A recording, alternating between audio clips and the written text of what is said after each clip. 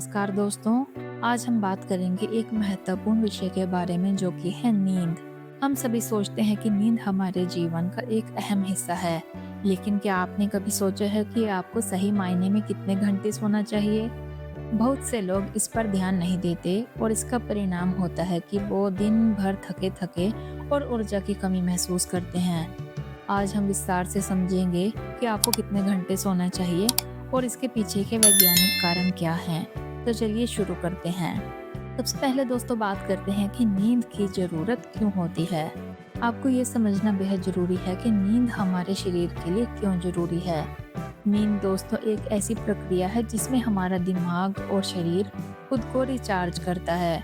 जब हम सोते हैं तो हमारा शरीर नई ऊर्जा प्राप्त करता है, मांसपेशियां ठीक होती हैं और दिमाग भी नई यादों को संग्रहित करता है।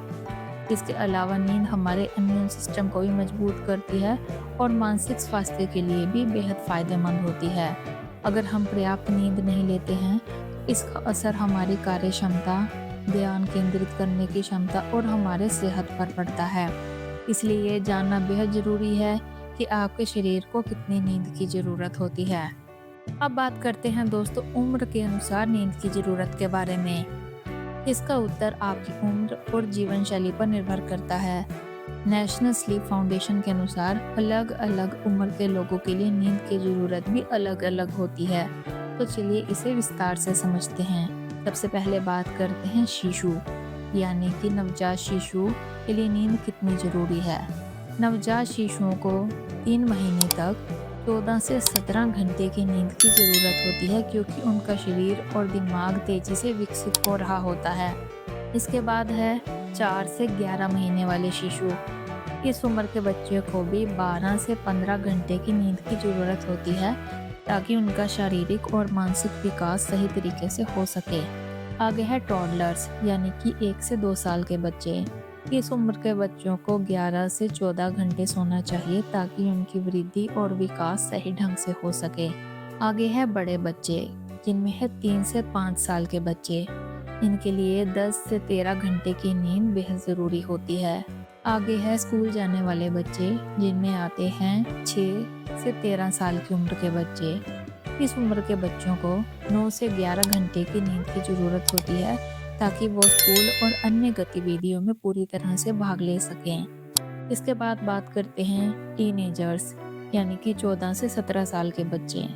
इस एज ग्रुप के बच्चों को 8 से 10 घंटे की नींद की आवश्यकता होती है। ये वो समय होता है जब शरीर का विकास और मानसिक बदलाव सबसे तेज होते हैं, इसलिए पर्याप्त नींद लेना बेहद ज़रूरी है। आगे बात करते हैं एडल्ट्स, जिनमें 18 से 64 साल तक के लोग आते हैं। इनके लिए रोजाना 7 से 9 घंटे की नींद बेहद ज़रूरी है। इससे उन्हें दिन भर के कार्यों के लिए पर्याप्त ऊर्जा मिलती है और उनका मानसिक स्वास्थ्य भी सही रहता है। आगे बात करते हैं बुजुर्ग यानी कि सीनियर सिटीजन्स के बारे में, जिनमें 65 साल के अधिक उम्र के लोग शामिल हैं। तो बुजुर्गों के लिए 7 से 8 घंटे की नींद की ज़रूरत होती है। हालांकि कई बार उम्र के साथ नींद की गुणवत्ता कम हो जाती है, इसलिए इसे सुधारने के लिए कुछ उपायों की ज़रूरत हो सकती है। दोस्तों अब बात करते हैं पर्याप्त नींद ना लेने के नुकसानों के बारे में। दोस्तों अगर आप पर्याप्त नींद नहीं लेते हैं तो इसका आपके शरीर और दिमाग पर क्या असर पड़ सकता है। सबसे पहले है ध्यान केंद्रित करने में समस्या।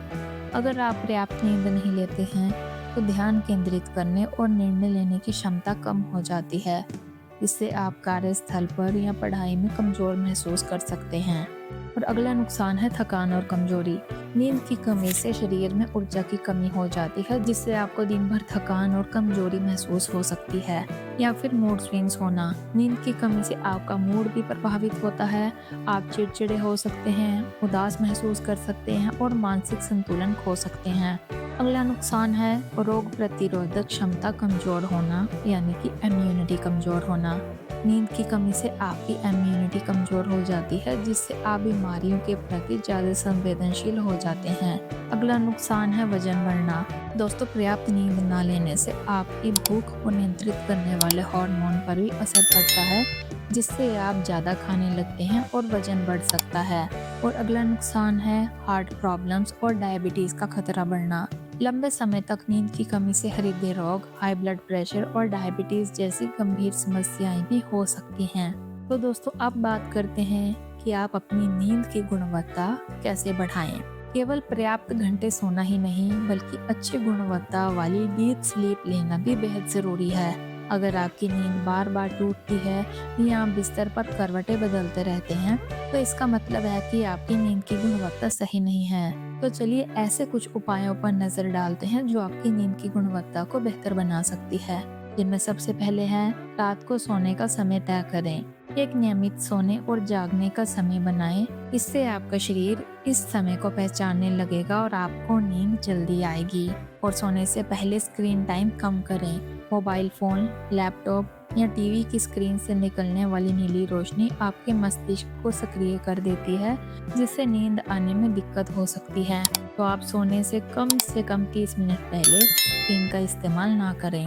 अगला उपाय है आरामदायक बिस्तर। आपकी नींद की गुणवत्ता आपके बिस्तर और तकियों पर भी निर्भर करती है, तो आप सुनिश्चित करें कि आपका गद्दा और तकिया आरामदायक हो, ताकि आपकी नींद में कोई रुकावट ना हो।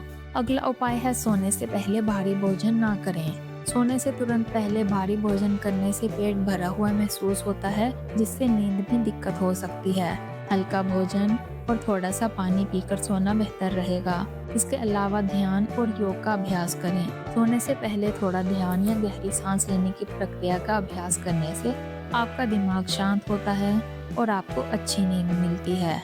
दोस्तों, इसके बाद बात करते हैं आपकी नींद और मानसिक स्वास्थ्य का क्या संबंध है। दोस्तों, नींद का हमारे मानसिक स्वास्थ्य से गहरा संबंध है।